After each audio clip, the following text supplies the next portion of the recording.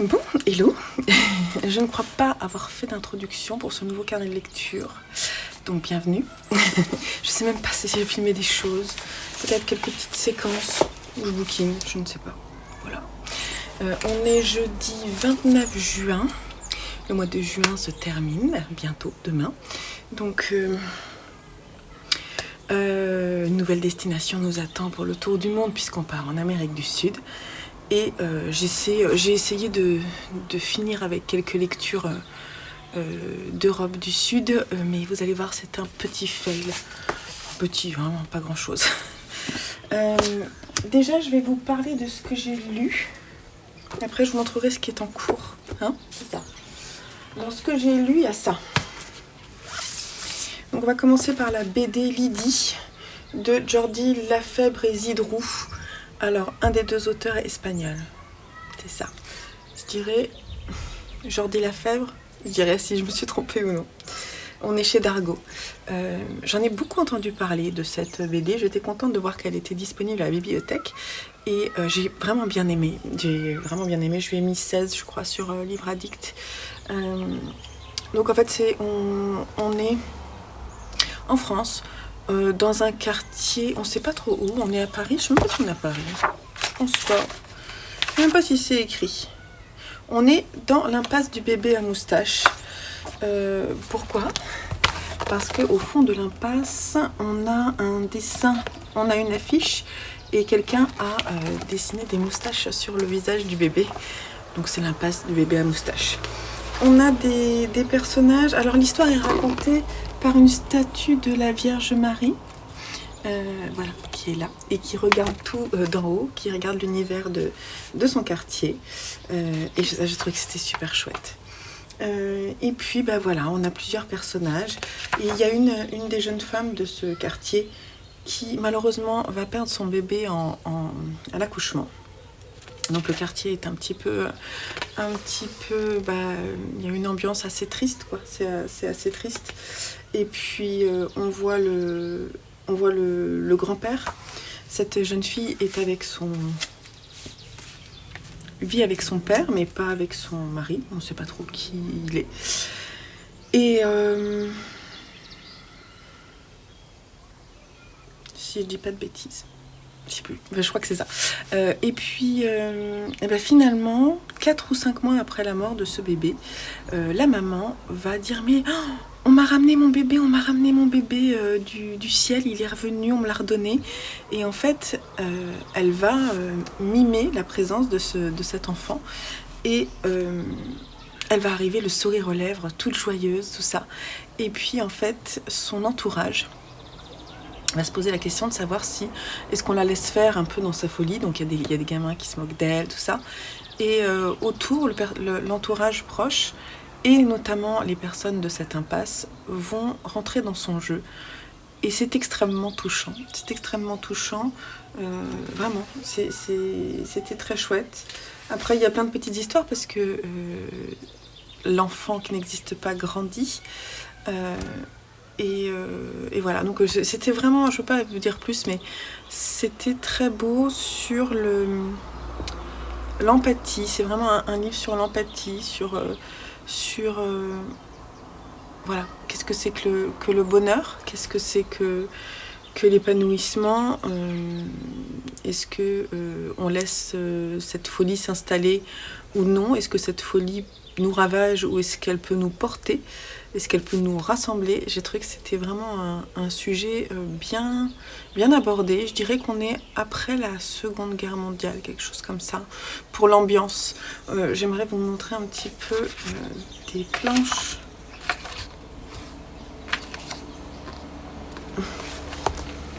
Ça, c'est la seconde planche, pour que vous voyez un peu les traits de dessin. Voilà, et j'ai trouvé que c'était vraiment chouette. Ça m'a beaucoup plu.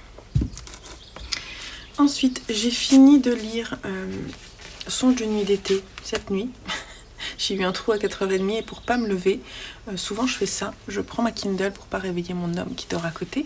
Je lis un peu et ensuite je me rendors et ça marche en fait. Donc ça c'est cool. Donc j'ai lu Songe de nuit d'été de William Shakespeare qui Et selon les dires là en introduction, en préface de ce livre, un des livres une des pièces les plus légères entre guillemets de Shakespeare.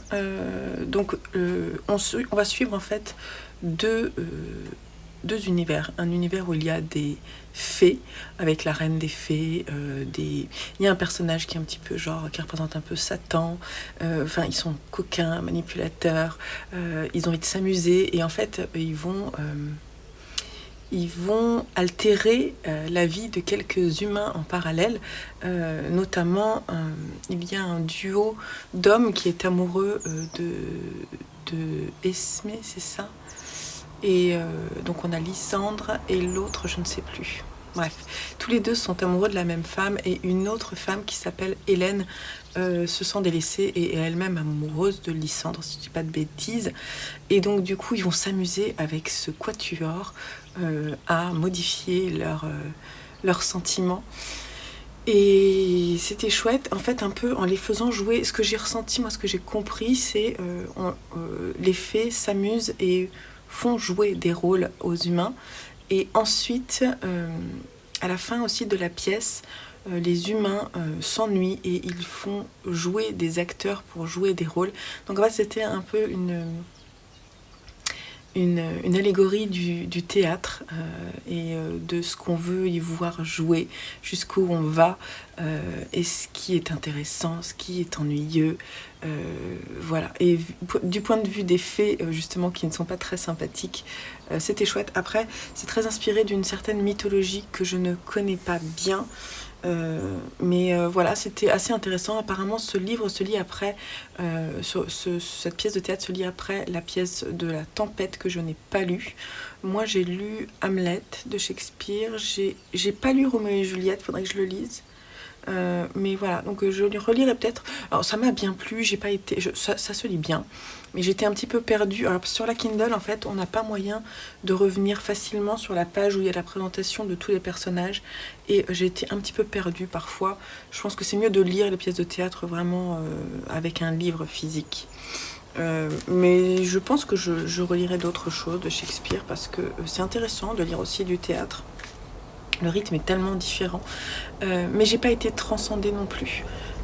Voilà, ça m'a pas particulièrement amusée, vous voyez. J'ai trouvé ça assez léger en fait, et j'aurais voulu peut-être comprendre ce qu'il y avait de plus dessus, mais j'ai pas fait l'analyse poussée. Mais ce que j'en ai vu m'a intéressée quand même. Voilà. Ensuite, on a fini de lire avec Lucien, puisque Joseph a lâché, Nevermore, le second tome de Nevermore, La mission de Morrigan Crow, un livre de Jessica Townsend édité chez PKJ. C'était un petit peu long, ce que je vous disais, c'était un petit peu long, mais l'univers est intéressant. Alors on est dans un univers de fantasy, on a une sorte de... On a un univers où vivent les hommes, et en fait Morrigan Crow, je vous raconte juste le début, est une jeune fille qui a 13 ans, qui va fêter son anniversaire de 13 ans, et c'est 13 ans ou 11 ans, je sais plus, et elle sait qu'à la fin de son anniversaire, elle est censée mourir, et finalement elle va pas mourir, elle va être emmenée dans un autre univers où un personnage va la porter et lui faire des études pour intégrer la société des Wondros, c'est ça, la société magique Wondros. Et donc voilà, elle suit les épreuves,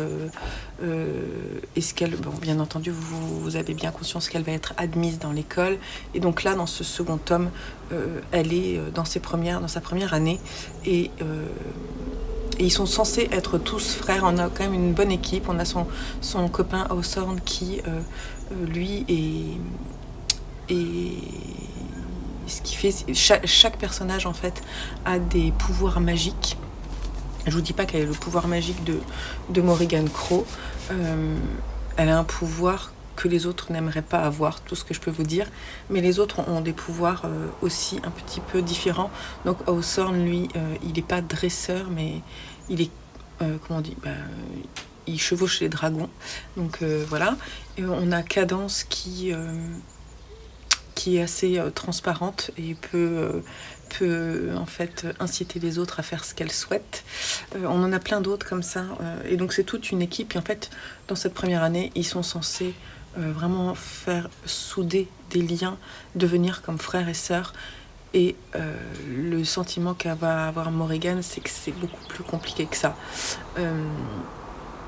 Voilà. Donc il y a des choses qui me plaisent et des choses qui me plaisent moins. Le lire à l'oral est plutôt agréable, c'est bien écrit. Ce qui me plaît moins, c'est que j'ai l'impression qu'elle est un peu laissée seule. Il y a un personnage qui s'appelle Jupiter qui la prend sous son aile, mais finalement lui-même est sans cesse en train d'être parti, un peu comme un père absent, vous voyez, et ça j'ai du mal à le comprendre. On a aussi un autre personnage dont Jupiter s'occupe aussi, qui s'appelle Jack, on comprend pas trop qui il est, on sait qu'il a des pouvoirs un peu particuliers, mais je sais pas, je le sens pas trop moi. Voilà.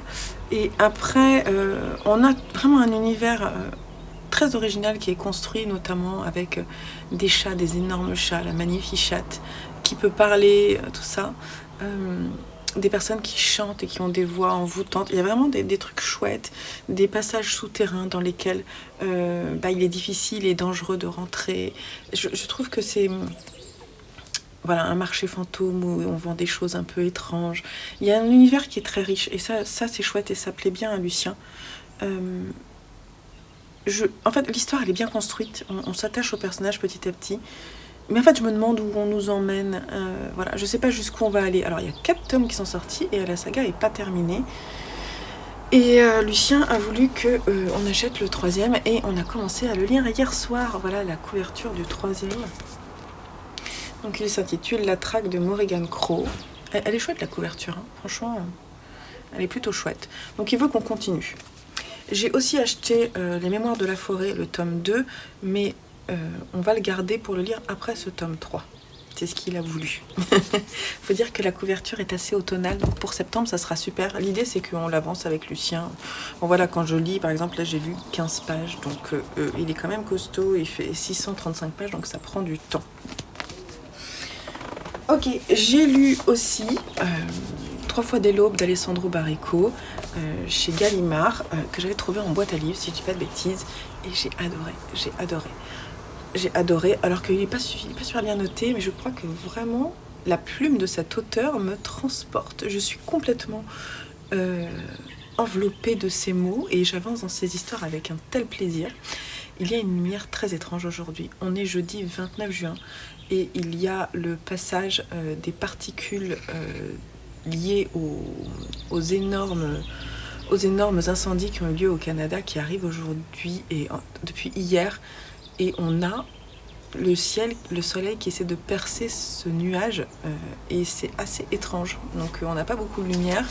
Ils annonçaient de la pluie, mais je sais pas si ça va être le cas. Et en plus, je sais pas trop, ça me fait un peu peur le fait qu'il pleuve, que ça va se tomber, ces particules qui sont quand même nocives pour la santé.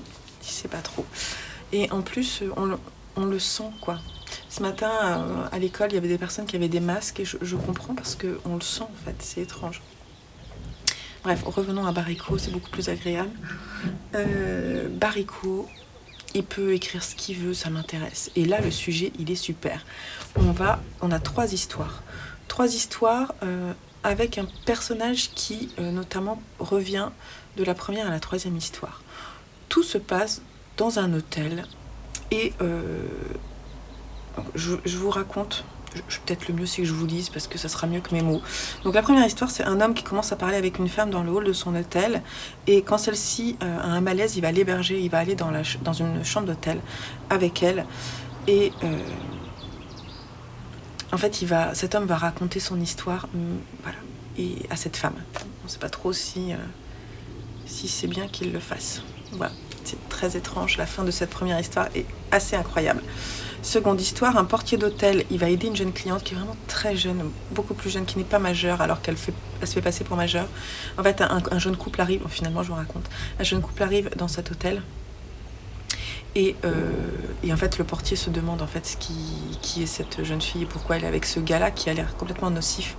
Et à un moment, cette jeune fille va redescendre de la chambre pour demander des serviettes et le portier ils vont discuter et il va essayer de sauver cette jeune fille. Troisième histoire, c'est Malcolm, le personnage de la première rencontre, qui est enfant et ses parents vont mourir dans un incendie. Et pour le soustraire ensuite de ce... En fait, on se retrouve aussi dans cet hôtel. Pour moi, ça se passe au départ dans cet hôtel où il y a une inspectrice qui arrive et qui voit cet enfant, enfin, cet enfant est tout seul. Et en fait, il est sous la protection de cette inspectrice. Et en fait, cette inspectrice le prend, s'inquiète pour lui. Et en fait, elle va l'emmener en voiture ailleurs pour qu'il soit dans un endroit calme. Sauf qu'elle n'a pas forcément le droit de le faire. Et voilà. Donc, il y a beaucoup de dialogues sans que ce soit écrit comme des dialogues. Ça se lit très vite. J'aime beaucoup la façon dont c'est écrit. C'est-à-dire que les dialogues... Je trouve que l'écriture d'Alessandro Baricco est assez puissante. En quelques mots, il arrive à nous faire rentrer dans des ambiances. Voilà. Moi, ça n'a pas forcément été simple pour moi de voir le lien entre les différentes histoires, mais quand on le sait, on comprend. Et c'était beau, c'était fugace, c'était rapide, mais c'était beau. Voilà. Je ne peux pas vous en dire plus, mais c'est vraiment superbe. Et effectivement, toutes les histoires se passent la nuit et se terminent avec l'aube. Et c'est superbe. Et même, voilà, il y a toute cette ambiance visuelle avec lui, c'est génial. Alors maintenant, je vais vous lire ce que je suis en train de lire. Je suis en train de lire beaucoup trop de choses. Alors déjà, on va commencer. J'ai commencé Les intermittences de la mort de José Saramago. Et j'avais envie de le lire pour finir en fait, parce que José Saramago, il est portugais. J'avais envie de le lire pour le terminer demain, mais je vais pas le faire. Je sais pas en fait si je continue à le lire ou non.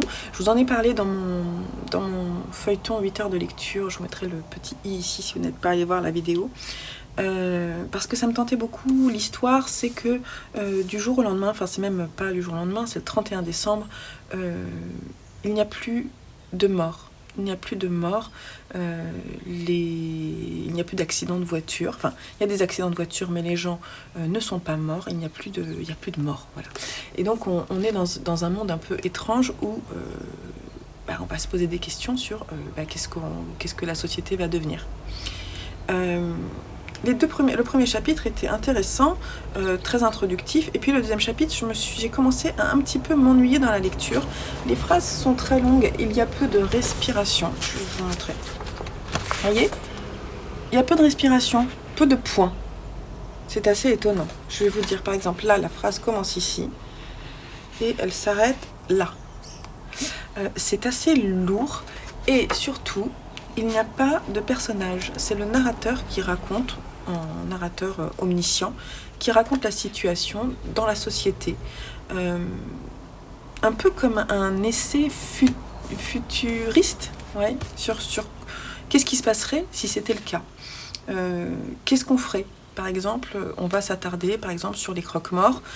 Comment est-ce que leur métier va évoluer ? Et en fait, j'ai feuilleté un petit peu plus loin. Et j'ai l'impression qu'il n'y a pas d'histoire, il n'y a pas de... C'est pas vraiment un roman avec une trame et l'histoire de quelqu'un, vous voyez, enfin, je sais pas si vous comprenez ce que je veux dire. Et du coup, c'est lourd à lire. Alors, pour le moment, j'ai pas décidé que je l'abandonnais. Je trouve ça un peu dommage de pas le finir sur ce mois-ci, mais si j'arrive à l'avancer, voilà. Le truc, c'est que ce week-end, je suis en déplacement. On part demain après-midi, donc je sais pas trop comment je vais pouvoir lire ça. En fait, ça me semble compliqué. Je vais peut-être lire un chapitre aujourd'hui, voir si, parce qu'en plus l'écriture me plaît moyennement. Il faut que je prenne une décision. Soit j'abandonne, et c'est pas grave. Soit je continue, mais je lis peu à peu. Je sais pas trop. Celui qui va bientôt se terminer, c'est Une année en Provence de Peter Mayle, parce qu'il me reste deux chapitres à lire que je vais peut-être finir aujourd'hui. Ça, c'est cool et c'est très agréable à lire. Celui que j'ai commencé en lecture commune avec Mo, c'est Eleanor and Park. J'ai enlevé tous mes petites étiquettes parce que je pense que c'est le livre que je vais emmener ce week-end. J'en suis là et en fait, je vais l'avancer comme ça. Le truc, c'est qu'en parallèle, j'ai commencé Normal People de Sally Rooney, où là, par exemple, j'ai mis des des petits marque-pages pour en lire un chapitre par jour. Mais les deux histoires sont assez identiques. Enfin, c'est l'histoire d'un jeune couple en fait, voilà, lycéen ou collégien. Là, ils sont plus jeunes que là. Et du coup, ça se confronte et j'ai peur de mélanger les histoires. Donc je vais mettre celui-là en pause et je vais d'abord finir celui-là. Là, j'ai quand même lu les 2 premiers chapitres. J'en suis à la page 45. C'est pas mal, ça se lit bien. Mais il faut pas que je le lise tout de suite. Il faut que je le mette en pause. Et donc ça, je vais le continuer, ça me plaît bien, je vous en parlerai une fois que j'aurai terminé dans ce carnet de lecture, je pense, c'est ce qui conclura. En audio, j'ai commencé à me mettre ça dans les oreilles et je pense que ça va être très sympa en audio, j'en suis à la page 87, j'en suis là, et c'est pas mal. C'est la bricasse que je vais lire en audio, c'est plutôt sympa. Si j'ai envie de le lire en papier, ça sera très bien. C'est Laurence qui me l'avait offert l'année dernière, donc je suis contente de le sortir. Et puis je suis en train de lire une super BD, le premier tome de The Nice House on the Lake, une BD de James Tynion IV et Alvaro Martinez Bueno, Alvaro Martinez Bueno, je ne sais pas si il est espagnol, je pense. Et on est chez Urban Comics. Urban, c'est pas un comics parce qu'il n'y a pas de super-héros. On est chez DC Black Label. Et c'est trop bien. Je vous en parlerai une fois que j'aurai terminé. Mais c'est de l'horreur, de l'angoisse, de l'anticipation, bref, la dystopie, tout ça. Les dessins sont superbes et l'histoire, elle est top. J'adore. Vraiment, je suis trop contente. Et je pense que de toute façon, le mois de juin, on peut dire que mes meilleures lectures auront été des lectures graphiques, je pense. Vraiment, je m'éclate avec lecture graphique. Voilà, je vous ai présenté tout ce que j'ai en cours. Un peu trop de livres en cours. Voilà, donc ce que je voudrais, c'est pouvoir... Donc en fait, les deux, vraiment, là, je voudrais terminer ça. Déjà, ça m'en fera un en moins. Et terminer ça aussi. Et puis, je viendrai vous parler de ça pour terminer le carnet de lecture. Tout simplement. Voilà ce que je voulais vous dire. Et puis après le reste, l'audio, je vous en parlerai. Ce sera pas tout de suite parce que c'est long. Hein. J'ai 12 heures de lecture. Et puis Nevermore, je vous en parlerai dans 3 mois. Et voilà, il faut que je prenne une décision pour l'intermittence de la mort. Je vous laisse là et je vous dis à plus tard.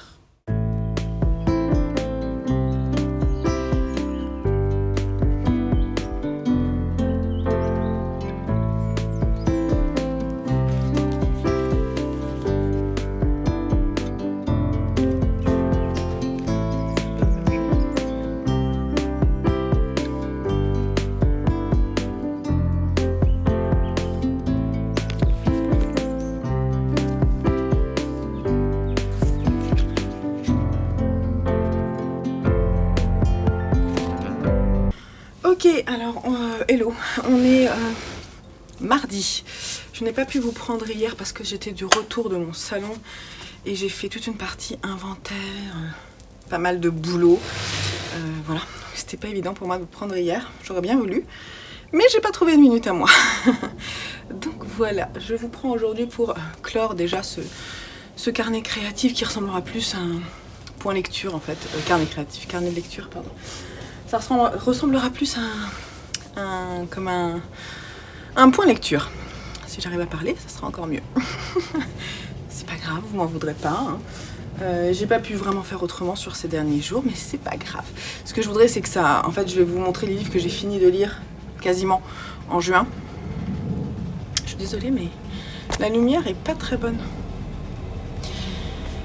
Et puis, comme ça, on commence juillet de nouvelles auspices. Ça qu'on dit. Je sais plus si l'expression est juste. Alors, côté graphique, j'ai lu Les Affamés, le tome 3, donc je suis à jour dans la saga. Donc c'est un manga pas vraiment horrifique. Je sais pas trop comment dire. Bon, alors c'est post-apocalyptique.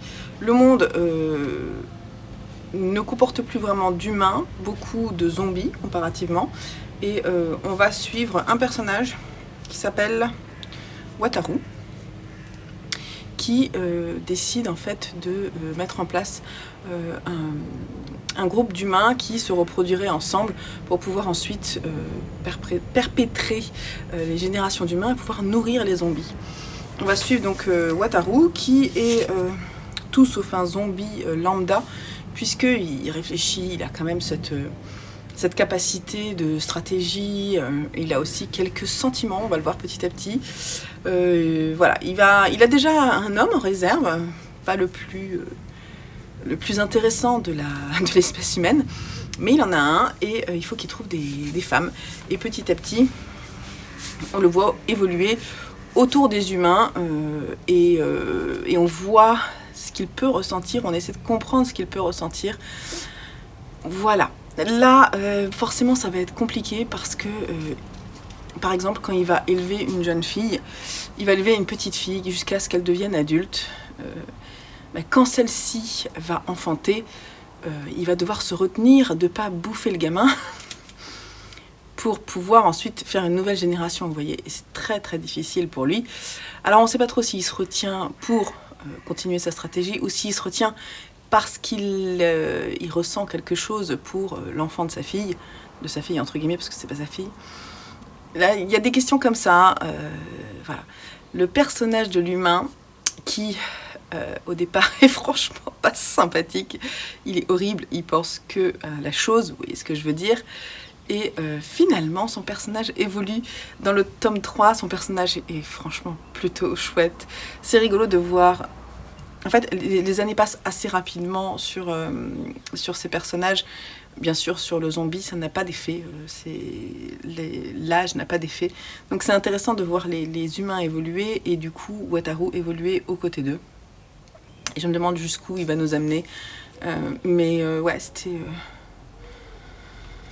plutôt intéressant. Moi, j'aime bien, en fait. Ça me plaît bien. Alors, je pense que c'est une des rares à le lire, à l'apprécier. Mais j'aimerais bien que d'autres personnes le lisent. Alors, je sais que... donc, Manon, je sais que tu l'as acheté, puisque tu me l'as dit. J'aimerais bien avoir ton avis. Tu n'hésites pas à me le partager en message personnel. Si d'autres personnes l'ont lu, s'il vous plaît, dites-moi ce que vous en avez pensé. Parce que je me sens un peu seule sur la lecture de ce manga. Je vous dis pas de l'acheter, hein, parce que ça peut vraiment peut-être vous choquer. Moi, je sais pas, je m'attache à certains personnages de façon assez étonnante. Voilà, je m'attache à certains personnages. Mais oui, c'est plutôt sympathique, franchement, je sais pas pourquoi les... En fait, il a peu de notes, et le 3e tome, là, par exemple, il était noté genre 6 sur Livre Addict. Moi, je lui ai mis, je sais pas, 15 ou 16, ce qui forcément fait remonter, mais il est que à 9, vous voyez. Donc je sais pas pourquoi il est pas aimé. Moi, c'est pas non plus j'en suis pas non plus fan, mais franchement, c'est sympa.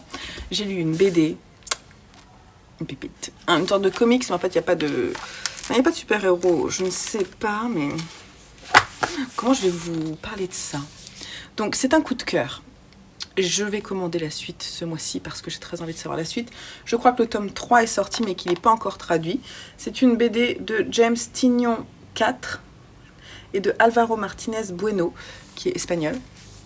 Et c'est édité chez Urban, chez DC Black Label. Alors, on va suivre un personnage. Cet homme-là va inviter, je ne sais pas combien ils sont, une quinzaine de personnes qu'il a rencontrées dans sa jeunesse, qu'il a repérées, qu'il a croisées plusieurs fois, avec qui il a entretenu des relations, qu'il a appris à connaître durant sa jeunesse. Il va inviter chaque personne pour leur dire, écoutez, on a une super baraque là, et j'ai la possibilité de tous vous loger. Vous allez être trop contents parce qu'il y a piscine, il y a tout ce qu'il faut, c'est le moyen de décompresser. Et en plus, j'ai un projet à vous partager. Voilà. Et donc, il les invite là. Certaines personnes vont refuser et d'autres non. Et en fait, il y a 1, 2, 3, 4, 5, 6, 7, 8, 9, 10. Ouais, ils sont 10. Chaque personne est représentée par un symbole. Chaque personne a une sorte de rôle. Par exemple, la première qu'on suit, je crois que c'est l'artiste. Je sais pas si c'est l'artiste. Chaque chapitre est ouvert par un des personnages. souvent vu après l'expérience de ce rassemblement dans cette maison. Dans un monde qui semble quand même ne pas être un monde tout à fait normal. Et en fait, on va comprendre que ce personnage-là, Walter va tous les inviter. Je crois qu'il y a environ 14 personnes invitées. Et il leur propose cette petite escapade.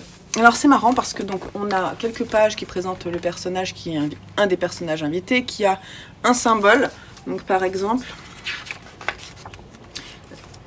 si je dis pas de bêtises, pour moi il y avait le symbole de la personne, mais non, je me trompe peut-être. Vous voyez, là, il y a des symboles particuliers là derrière elle. Enfin bon, il y a tout un truc avec une symbolique. Et il y a des extraits d'emails qui sont envoyés. Il y a... Ouais, c'est ça, le chapitre 1. Voilà, jour 1, chapitre 1. On va faire un petit focus sur l'artiste. Et l'artiste, on a son petit logo. Donc l'artiste, on va apprendre à la découvrir, qui elle est, pourquoi, à quel moment elle a rencontré Walter. Et ils arrivent dans une super baraque. Et elle rencontre d'autres personnes qu'elle a potentiellement, qu'elle connaissait avant, ou non. Et à chaque fois qu'on rencontre un nouveau personnage, on a son petit symbole et ses aptitudes aussi. C'est intéressant. Et on va vite se rendre compte que ces personnes ont été rassemblées dans cette maison, pas pour rien, mais je ne vais pas vous dire pourquoi. Et qu'il se passe, des choses, il va se passer des choses atroces. Voilà. Et ils vont devoir prendre des décisions dans un groupe qui est à peine juste formé.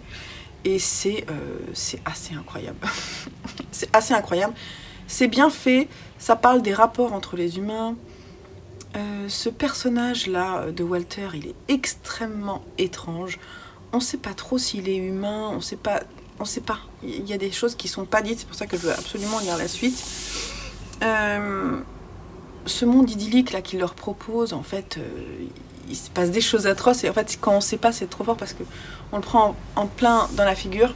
C'est pour ça que je ne vous en dis pas plus. La BD est belle. Les dessins sont assez incroyables. Je ne peux pas trop vous montrer parce que sinon je vais vous spoiler. Mais ouais, ça s'ouvre. C'est assez incroyable. Je crois qu'ils sont dans le Wisconsin, si je ne dis pas de bêtises. Et c'est trop beau. J'ai adoré l'ambiance, j'ai adoré la façon dont c'était construit avec ces personnages, ces symboles. Et j'attends de voir en fait jusqu'où il va nous emmener. Je ne sais pas du tout. Mais j'ai vraiment adoré, je suis accro, j'ai envie de savoir la suite. Voilà. J'ai beaucoup aimé. Sinon, côté livre, on a fini la lecture commune de Une année en Provence de Peter Mayle. Je sais qu'il y a une suite qui est sortie des années plus tard, une seconde année en Provence, je ne sais pas. Ça a été écrit dans les années 90, donc c'est quand même daté.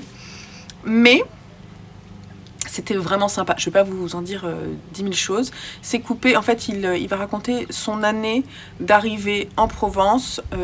Et puis, il arrive près de Ménherbe. Et donc, ses relations avec les autochtones, on va dire, les personnes qui sont installées dans la région. Il doit faire des travaux dans sa maison. Il doit mettre en place des vendanges. Il doit, je sais pas, aller rentrer en relation. Il va parler de plein de choses qui m'ont beaucoup parlé, qui ont parlé beaucoup de mon enfance surtout. Les vendanges, la pétanque, les travaux dans les maisons de campagne, les journées qui s'étirent, le rythme qui n'est pas le même en été, les baraques qui vivent avec les journées de Mistral. Voilà, j'ai senti les odeurs. Alors c'est pas, moi je viens pas de la Provence, je viens pas de là, je viens du Languedoc, mais j'ai trouvé que ça ressemblait quand même et j'ai souri beaucoup de fois. C'était assez agréable à lire, franchement. On a lu un chapitre par jour, pendant 12 jours, chaque mois de l'année. Et c'était franchement sympa, jusqu'au bout ça m'a fait rire. Enfin, ça m'a fait sourire de plaisir, vous voyez, donc j'en garderai un souvenir touchant. C'était pas j'ai pas trouvé que c'était, il y a pas de, si vous voulez, il y a pas d'intrigue particulière, excepté une intégration qui se fait en une année. Alors, bien sûr, c'est assez idyllique. Je pense que ces gens sont quand même assez friqués, hein, on va dire. Moi, j'ai d'autres idées, d'autres opinions de l'arrivée d'étrangers dans le sud, puisque je l'ai vécu mes parents et moi, on est arrivés, j'avais 3 ans, on est arrivés du Maroc avec une plaque d'immatriculation marocaine dans un petit village perdu du Languedoc. Je vous assure que l'intégration, encore aujourd'hui, c'est difficile. Donc, vous voyez, j'avais quand même l'esprit critique, mais quelque part, quand même, c'était touchant d'avoir des sensations, des odeurs, des choses comme ça. Mais ouais, c'était plutôt chouette. Voilà. C'est assez, ce qui m'a quand même assez choqué, et je pense qu'on ne le dirait pas clairement aujourd'hui, mais c'est ça qui m'a plu aussi dans le propos, c'est que la langue est assez libre. Ils boivent tout le temps, quoi. Ils boivent de l'alcool tout le temps. Genre le facteur, il vient à 11h et avant de donner le courrier, il faut qu'il ait son petit coup de vin. Il y a plein de trucs comme ça.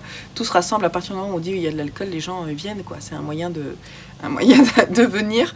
J'ai trouvé que c'était plutôt rigolo. Mais c'était touchant aussi. Il a voilà. On sent qu'il était content d'arriver en Provence. C'était plutôt chouette. Après, Peter Mayle est décédé, je sais pas trop quand, dans les années 2000, mais je sais pas trop quand. Et petit coup de cœur romance.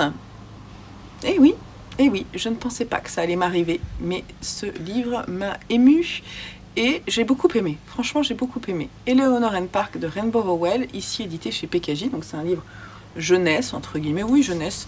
L'histoire de Eleanor, donc, qui est cette petite rousse irlandaise qui vit avec sa maman, ses frères et sœurs et le nouveau mari de sa maman, qui est un homme extrêmement toxique, qui, on ne sait pas trop s'il bat pas sa femme.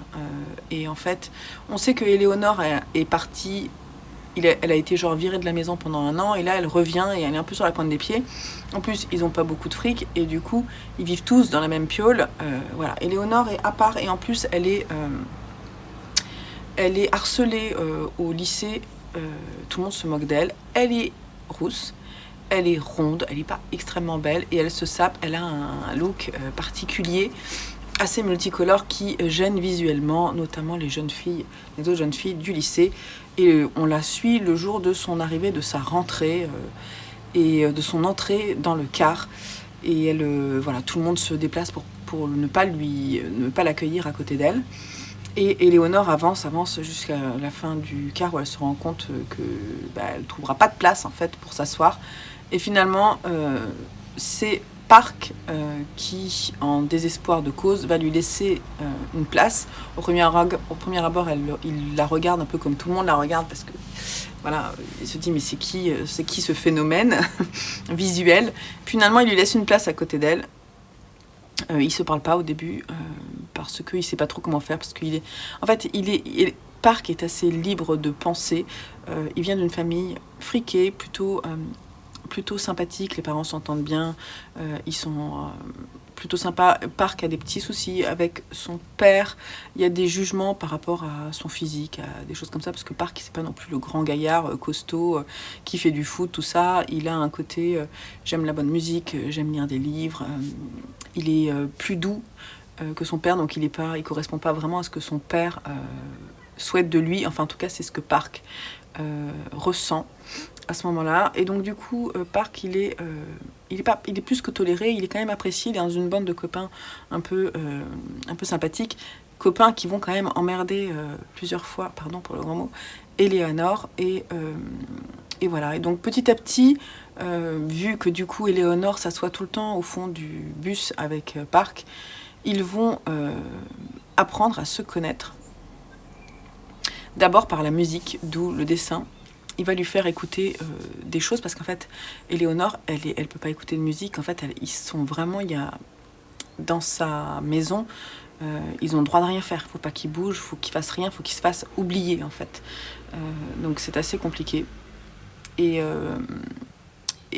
donc du coup, elle va écouter de la musique en cachette que Park va lui donner.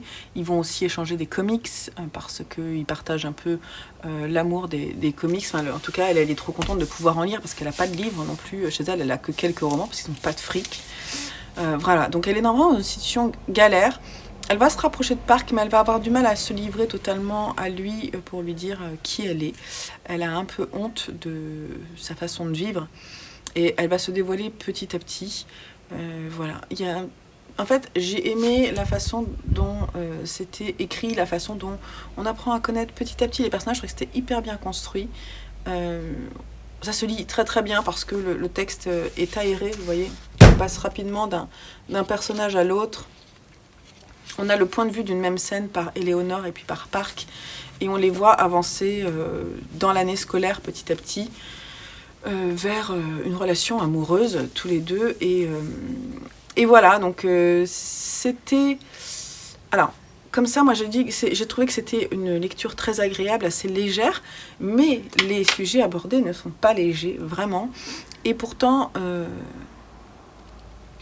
ça se lit bien. Je pense que effectivement ça peut être lu par des jeunes, c'est vraiment très chouette parce que ça parle de beaucoup de choses. Ça parle de harcèlement, ça parle de la toxicité de certaines personnes, des choix de vie, de la famille, de ce qu'on peut faire, des échanges. Enfin, vraiment, il y a beaucoup de choses. De la différence physique, parce que Park il est coréen, Éléonore elle est rousse, elle est irlandaise. Enfin, ça parle vraiment de différence, d'accepter la différence des autres, voire de gommer toutes ces barrières pour ensuite trouver l'amour. Et j'ai trouvé que c'était fait de façon subtile et ça m'a touchée, vraiment ça m'a touchée. Alors je crois que je lui ai mis 16 parce que c'est vraiment une belle romance, et c'est rare que je le dise. Oui, j'ai bien aimé cette romance-là, très agréable à lire. À cette époque, je vous la conseille. C'est bien écrit et vous allez la dévorer. On était censé le lire en 2 semaines. On l'a quasiment toute lu en 1 semaine, quoi. C'est vraiment un livre qui se lit rapidement. Moi, je l'ai fini ce week-end quand j'étais au fil de la Manche, à mon événement tricot. Et ouais, je l'ai dévoré le matin en 1 heure. J'ai lu en 1 heure. On lit tout ça, quoi. Ça se lit vraiment très très vite. Donc allez-y, allez le découvrir, c'est vraiment chouette. Je ne sais pas trop ce que Rainbow Rowell a écrit d'autre, mais franchement, si elle a écrit Carry On et Minuit ou presque. Bon, je sais pas, ça veut pas dire que je vais retourner tout de suite vers la plume. Les romances, moi j'aime bien en lire de temps en temps. Mais peut-être que je retournerai vers elle pour lire d'autres romances si elle en a fait d'autres. Voilà. Donc c'est là-dessus que se termine ce carnet de lecture. Je vais essayer de faire le montage aujourd'hui ou demain pour vous le proposer rapidement. Et puis voilà, après le prochain sera sur les lectures de juillet. D'ailleurs, je les ai déjà commencées.